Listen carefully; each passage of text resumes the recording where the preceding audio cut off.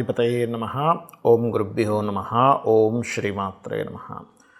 పరమేశ్వర స్వరూపమైనటువంటి జ్యోతిష, వాస్తు మరియు ఇతర అనేకమైనటువంటి శాస్త్రములను మనకు అందించినటువంటి మహర్షులకి నమస్కారం. హయగ్రీవ హయగ్రీవ హయగ్రీవేతియోపధేత్తస్స నిస్సరతే వాణి జనుకన్యా ప్రవాహవత్. అరుణాం కరుణాతరంగితాక్షీం ధృతపాశాంకుశపుష్పబాణచాపాం అనిమాదిభిరావృతాం మయూకైః అహమిత్యేవ విభావయే భవానీం. శ్రీమాత్రే నమః. ప్రేక్షకులకి ఆ లలితాంబిక అమ్మవారి యొక్క అనుగ్రహం పరిపూర్ణంగా కలగాలన్న స్ఫూర్తి కోరుకుంటూ మనం ఈరోజు చెప్పుకోబోయేటువంటి టాపిక్ ఏమిటి అంటే, ఒక్కొక్క యోగం గురించి మనం తెలుసుకుంటూ ఉన్నాం. చాలామంది జాతచక్రాలు చూసుకొని మాకు పలానా గజకేసరి యోగం ఉంది, లేకపోతే బుధాదిత్య యోగం ఉంది, అనఫా యోగం ఉంది, సునఫా యోగం ఉంది, చాలా రకాల యోగాలు ఉన్నాయి, పంచమహాపురుష యోగాలు ఉంది అని చెప్తున్నారు. కానీ దానికి రిజల్ట్ ఎందుకు రావట్లేదు అనేటువంటి సంశయాలు చాలామందికి ఉన్నాయి. రిజల్ట్ రావాలంటే ఏం చేయాలి, ఏదైనా యోగం కంప్లీట్గా మీకు రిజల్ట్ ఇవ్వాలంటే అది ఏ రకంగా ఉండాలి, ఎప్పుడు రిజల్ట్ ఇస్తుంది అనేటువంటి విషయాలు ఇప్పుడు మనం ఒక్కొక్క యోగపరంగా చెప్పుకుందాం. ఇవాళ మనం చెప్పుకోబోయేటువంటి యోగాల్లో సునఫా యోగము, అనఫా యోగము. అయితే ఈ యోగాల గురించి చెప్తుంది నేనైనప్పటికీ కూడా చెప్పేసిన సాక్షాత్ లలిత అమ్మవారిగా భావిస్తూ ఒక్కొక్క యోగం గురించి తెలుసుకుందాం. ఈ సునఫా యోగం అంటే ఏమిటి? మనకి చంద్రుడు మన జన్మజాతక చక్రంలో చంద్రగ్రహం ఎక్కడుందో ఫస్ట్ దాన్ని ఐడెంటిఫై చేయండి. ఇక్కడ ఉదాహరణకి నేను ఇక్కడ దగ్గరగా ఉంటుందని ఇక్కడ వేసాను. ఎక్కడున్నా ఒకటే, ఇక్కడున్నా ఎక్కడున్నా చంద్రుడు 12 రాసుల్లో ఎక్కడున్నా చంద్రుడు నుంచి 2వ స్థానంలో, అంటే చంద్రుడు ఇక్కడ ఉన్నాడు, దీనికి 2nd హౌస్లో గ్రహాలు ఎక్కువగా ఉంటే, ఒక గ్రహం నుంచి ఎన్ని ఎక్కువ గ్రహాలు ఉంటే అంత సునఫా యోగము అని అర్థం. ఈ సునఫా యోగం వల్ల ఏమిటి అంటే, వీళ్ళు ఎర్లీగా లైఫ్లో సెటిల్ అవుతారు ఫైనాన్షియల్గా. చంద్రుడు మహాదశలకు కారకుడు కదా. ఇప్పుడు చంద్రుడున్న నక్షత్రాన్ని బట్టి మనం క్యాలిక్యులేషన్ చేస్తాం. చంద్రుడు ఏ నక్షత్రంలో పుట్టాడు, ఆ నక్షత్రాధిపతి ఎవరు, అక్కడి నుంచి ఆ నక్షత్రం యొక్క ఎంత గడిచింది, అక్కడి నుంచి మనకి ఏ మహాదశ ఏ అంతర్దశతో ప్రారంభమైంది, అలా వెళ్తూ ఉంటుంది. కాబట్టి చంద్రుడి యొక్క గమనాన్ని తీసుకుంటాం. కాబట్టి 2లో అధిక గ్రహాలు ఉంటే వీళ్ళు బాగా ఎర్న్ చేస్తారంటారు. అయితే ఇక్కడ ఎగ్జంప్షన్ ఏమిటి, 2nd లార్డ్ అంటే లగ్నం నుంచి 2nd అధిపతి ఉండే పొజిషన్ కూడా చూసుకోవాలి. గుడ్డిగా సునఫా యోగం ఉంది, నాకు బాగా డబ్బులు వచ్చేస్తాయని వెళ్ళిపోతే ఆ యోగం మీకు పూర్తిగా అర్థం కాలేదని అర్థం. ఇది ఒక పాయింట్. ఇది మీరు ధనం సంపాదించడానికి సునఫా యోగం is also one of the point అంతే. అంతేగాని సునఫా యోగం లేని వాళ్ళు సంపాదించారని కాదు. దానికంటే ముఖ్యంగా మీరు చూసుకోవాల్సింది 2nd లార్డ్ లాభాధిపతి, అదేవిధంగా లగ్నము నిజంగానే ఎంజాయ్ చేయడానికి, ధనం సంపాదించడానికి ఎలిజిబుల్గా ఉందా లేదా ఇవి చూసుకోవాలి. ఇప్పుడు 2వ అధిపతి పాడైపోయాడంటే, ఉదాహరణకి ఈ లగ్నం ఏదో అయింది. అయితే ఇక్కడ ఈ సునఫా యోగంలో ఇంకొక చిన్న విషయం చెప్పాలి మీకు. రవి తీసుకోకూడదు, ఇక్కడ రవిని తీసుకోకూడదు. రవి కాకుండా ఉండేది సునఫా యోగం. అంటే 2లో రవి ఉన్నాడండి సునఫా యోగం అనడానికి లేదు. ఎందుకు లేదంటే, రవిచంద్రులు కనుక పక్కన ఉంటే అది అమావాస్య యోగానికి సూచిస్తుంది. దగ్గరలో ఉంటాడు, అమావాస్య దగ్గరలో ఉండేటువంటి రవి ఎప్పుడు కూడా చంద్రుడిని వీక్ చేస్తాడు. కాబట్టి దానికి సునఫా యోగం సంబంధం లేదు అని చెప్పి మనకి మహర్షులు చెప్పడం జరిగింది. ఇక్కడ ఇప్పుడు ఉదాహరణకి ఏ సింహలగ్నం ఏ కర్కాటక లగ్నం అయింది, రవి 2వ అధిపతి, రవి పూర్తిగా పాడైపోయాడు. 2nd లార్డ్ వెళ్ళి పాపగ్రహాల మధ్యన పడ్డాడు. ఏమండి నాకు సునఫా యోగం ఉంది కదండి, సునఫా యోగం మహర్షులు చెప్పారు బాగా డబ్బులు సంపాదిస్తాను, నేను సంపాదించట్లేదు, ఎందుకు కొంత ఎందుకు సంపాదిస్తున్నానంటే, మీకు 2వ అధిపతి ధనాన్ని ఇచ్చే కారకుడు అక్కడ బలంగా లేడు. గుర్తుపెట్టుకోండి. అంటే ఎలా అంటే, ఒక కొండ మీద ఒక అద్భుతమైనటువంటి నగల పెట్టుంది, కానీ ఈ కొండ మీద ఎక్కే పర్సన్స్కి ఎక్కే అంత శక్తి లేదు, బలం లేదు. చిన్న పిల్లవాడు ఎక్కలేడు, ఎలా తీసుకుంటాడు అంటే ఏమిటి, ఇక్కడ ఒక యోగం ఫామ్ అవ్వాలంటే క్లియర్గా అది ధనాన్ని ఇస్తుంది అన్నప్పుడు ధనయోగం ఎలా ఉందో, ధనాధిపతి ఎలా ఉన్నాడో చూసుకోవాలి, లగ్నం ఎంత బలంగా ఉందో చూసుకోవాలి. ఇది సునఫా యోగం. మరి అనఫా యోగం అంటే ఏమిటి? ఇందాక మనం చంద్రుడి నుంచి 2వ స్థానంలో ఉండే గ్రహాల గురించి మాట్లాడుకున్నాం కదా. చంద్రుడి నుంచి 12లో అధిక గ్రహాలు ఉంటే దాన్ని అనఫా యోగం అంటారు. ఇది కూడా సేమ్, చంద్రుడి నుంచి రవి ఉండకూడదు 12లో, రవి కాదు. రవి కాకుండా మిగతా గ్రహాలు, శుభగ్రహాలు ఉన్నాయి కదా, పర్టికులర్గా శుభగ్రహాలకి మరింత బాగా యోగిస్తుంది.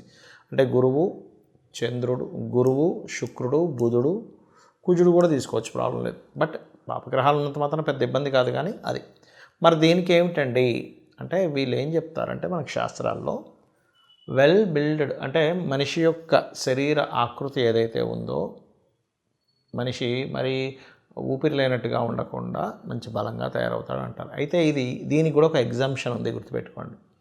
ఏమిటా ఎగ్జంప్షను? ఈ అనఫా యోగం కావచ్చు, సునఫా యోగం కావచ్చు, పాపకత్తెరలో పడితే ఏమీ ఉండదు అక్కడ, ఒకటి.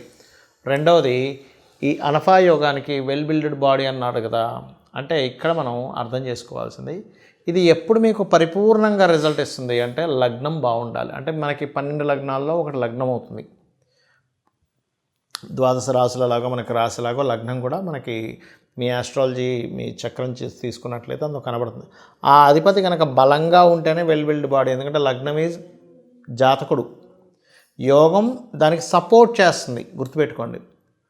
మెయిన్గా ఇక్కడ లగ్నం ఎవరు, ధనాధిపతి ఎవరు, సహోదర కారకుడు ఎవరు, చతుర్థాధిపతి ఎవరు, పంచమాధిపతి ఎవరు చూసుకోవాలి. లగ్నాధిపతి కనుక వీక్గా ఉన్నాడు అనుకోండి, అంగవైకల్యంతో కూడా మనిషి ఉండొచ్చు, లేకపోతే బక్క చిక్కిన వ్యక్తి అయి ఉండొచ్చు, అంత మనిషిలో అంత శక్తి లేనట్టుగా ఉండొచ్చు. అంత మాత్రం చేత మీరు నాకు అనఫా యోగం ఉందన్నారు, నేను నెట్లో చదివేసుకున్నానండి, నాకు ఏం కనిపించట్లేదు, జ్యోతిషాస్త్రం అబద్ధమా అని అనుకోవడానికి లేదు. జ్యోతిషాస్త్రం చాలా స్పష్టంగా చెప్తుంది. సగం తెలుసుకోవడం వల్ల ఇబ్బంది వస్తుంది, గుర్తుపెట్టుకోండి. కాబట్టి ఎప్పుడైనా సరే నాకు సునఫా యోగం ఉంది, ఫైనాన్షియల్ గ్రోత్ కనిపిస్తుంది, కానీ పాపకత్తెరలో ఉంది, అప్పుడు పాపకత్తెరలో ఏ గ్రహాలు ఉన్నాయో ఆ గ్రహాలకు ఆరాధన చేసుకోవడము,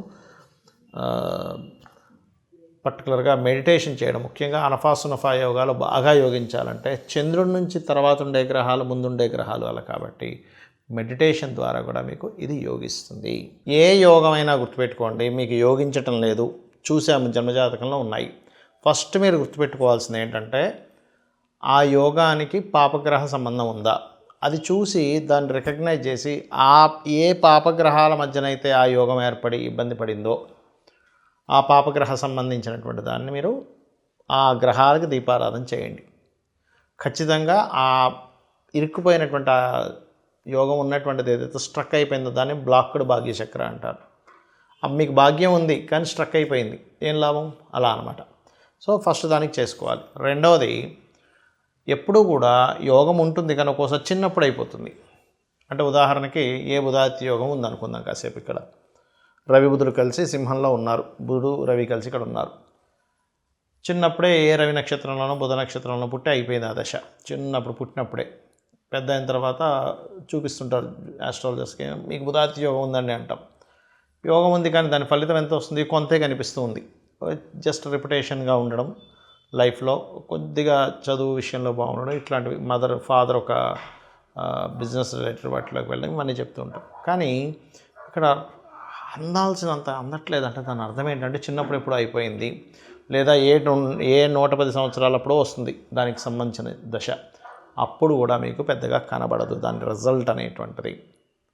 ఎలా అంటే ఒక ఎమ్మెల్యేనో ఎంపీనో సీఎంఓ పిఎంఓ ఉన్నారు, వాళ్ళ హయాములో వాళ్ళకి అన్ని లాంఛనాలు ఉంటాయి, కానీ వాళ్ళు సీట్లో లేనప్పుడు ఎలా ఉంటాయి చెప్పండి, ఉండవు కదా.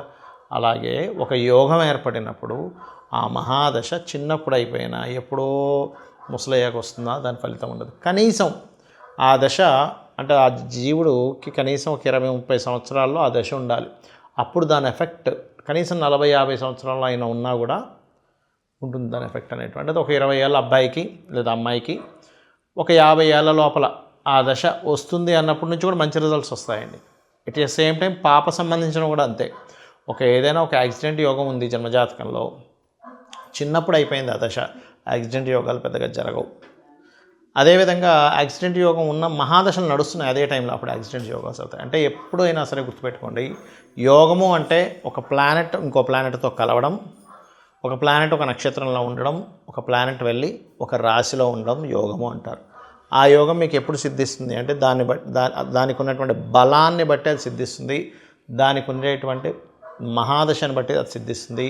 అది చిన్నప్పుడు అయిపోయిన మహాదశ ఎప్పుడో 110-120 సంవత్సరాలకు వచ్చినా సిద్ధించదు. దీంతోపాటు ఇంకొక ముఖ్యమైన విషయం ఏంటంటే ఇక్కడ అది ఏ యోగం అయితే ఉందో దానికి సంబంధించినటువంటి పని మీరు చేస్తుంటే కూడా అది సిద్ధిస్తుంది. అంటే ఉదాహరణకి ఏ బుధాదిత్య యోగం ఉంది, రాజకీయ సంబంధించిన వాటిలోనో మెడికల్ రంగాల్లోనో ఉన్నారు, అప్పుడు సిద్ధిస్తుంది. గజకేసరి యోగం ఉంది, మీరు ఏ ఫుడ్ రిలేటెడ్ దాంట్లోనే మీకు ధనయోగం ఉంది, అప్పుడు సిద్ధిస్తుంది. లేకపోతే ఇంకోటి రకరకాల యోగాలు, అనఫా యోగం, సునఫా యోగం, వాటి బట్టి మనం తెలుసుకుంటూ ఉండాలి. శ్రీమాత్రే నమః.